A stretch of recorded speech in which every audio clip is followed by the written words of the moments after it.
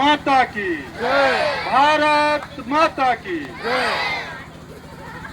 आज सरमंगला नगर की इस तिरंगा यात्रा में हमारे नगर पालिक निगम की महापौर सम्माननीय संजू देवी राजपूत जी, कोडिया के पार्षद और भारतीय जनता युवा मोर्चा में महामंत्री सम्माननीय नरेंद्र देवांगन जी, पूर्व मंडल अध्यक्ष सम्माननीय अजय विश्वकर्मा जी, भाई संजीव शर्मा जी, शिव चंदेल जी, हमारी बॉबी गबेल जी, यहाँ के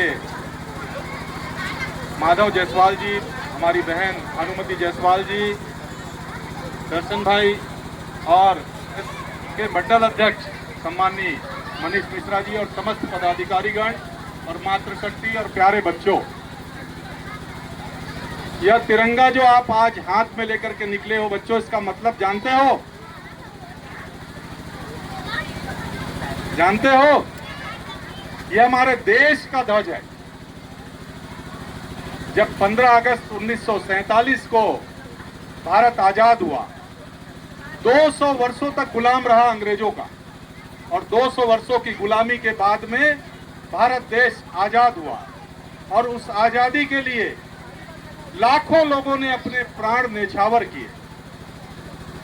उसके पहले अंग्रेज बहुत अत्याचार करते थे और किसी को भी जेल में डाल देना, मार देना, कोई कानून नहीं था। अंग्रेज जो चाहते थे वही करते थे।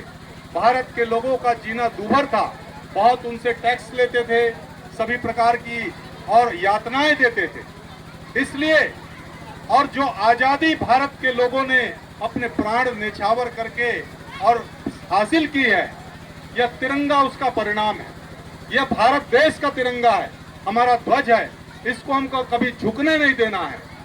बच्चों, यह जो तिरंगा यात्रा है यह इसलिए हुई है आपको ये पता रहे कि आजादी कितने मुश्किल से मिली है, क्योंकि 1947 में जब देश आजाद हुआ वो पीढ़ी अब समाप्ति की तरफ चली गई है, बहुत कम लोग बचे हैं। अब आप नई पीढ़ी को भी इस बात को जानना चाहिए कि हमारे महापुरुषों ने किस प्रकार से और देश के लिए अपने प्राण न्यौछावर किए, किन्होंने कैसे आजादी प्राप्त करी, ये सब आपको पता होना चाहिए। आज की पीढ़ी इस बात को जाने, ऐसे हमारे देश के प्रधानमंत्री जी का और उनकी इच्छा है, ऐसा विचार है, इसके लिए तिरंगा यात्रा निकाली गई है। एक विदेशी शक्ति और देश में आकर के और उन्होंने व्यापार करने के नाम से ईस्ट इंडिया कंपनी और भारत में आई और धीरे धीरे करके पूरे भारत में उन्होंने अपना राज जमा लिया और भारत में वो राज करने लगे और 200 वर्षों तक हम पर राज किया और उसके बाद में यह आज़ादी हमको मिली है। इसलिए विदेशी ताकतों से हमको और सदैव और इस बात के लिए और सचेत रहना चाहिए कि कोई भी विदेशी ताकत आकर के और इस प्रकार से किसी के भ्रम में हमको नहीं आना है। और लोग तरह तरह की बातें करते हैं और बच्चों को इस बात को विशेष रूप से जानना चाहिए कि हमको हमारे महापुरुष कौन थे और उन्होंने क्या क्या किया है। अभी आज पूरा अवसर इसके बारे में नहीं है, आप स्कूल में किताबों में जरूर इसको पढ़ रहे होंगे और जरूर स्कूल में जाकर के अपने टीचर से इस बात को जरूर समझिए। आज की यह जो रैली हुई, इसमें हम सब ने अपनी देशभक्ति, देश प्रेम को और प्रदर्शित किया है। इसी प्रकार से हर भारतीय अपने देश के प्रति और जान देने के लिए और सदैव खड़ा रहता है।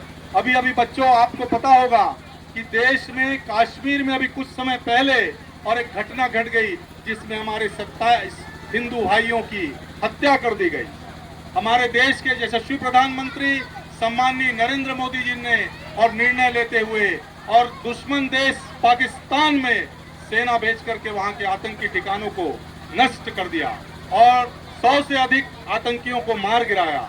इसलिए हमारे ऐसे जो कि देश के प्रति जो हमारी सेना है, उनके शौर्य और पराक्रम को हम नमन करते हैं। यह तिरंगा यात्रा आज इन सब बातों को लेकर के निकाली गई है। आप सब इसमें उपस्थित हुए, आप सबको बहुत बहुत शुभकामनाएं। 15 अगस्त भी है, परसों जो है आप सभी और ध्वजारोहण में शामिल होंगे। आप सबको बहुत बहुत बधाई पुनः, और जय हिंद, जय भारत, जय छत्तीसगढ़।